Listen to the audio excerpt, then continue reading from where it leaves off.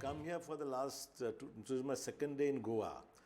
And if you ask me very frankly, I would say the Congress definitely has an edge over BJP and the other smaller parties.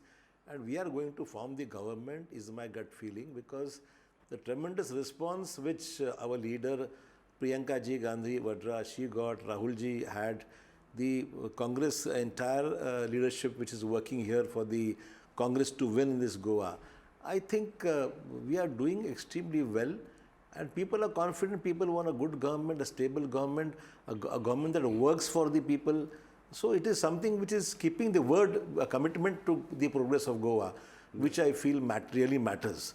And I think we definitely have an edge, and Congress should form the government, is my gut feeling. See, this is a hypothetical statement which you are saying at the moment. Yeah. I don't think we will require any help from any other except our ally.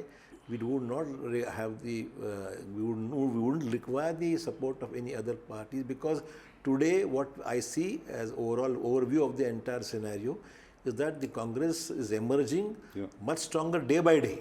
Every day there is an improvement, every day the surveys which are coming, every day the feedback which we are getting. I think, and moreover, as you said, last time the situation was different.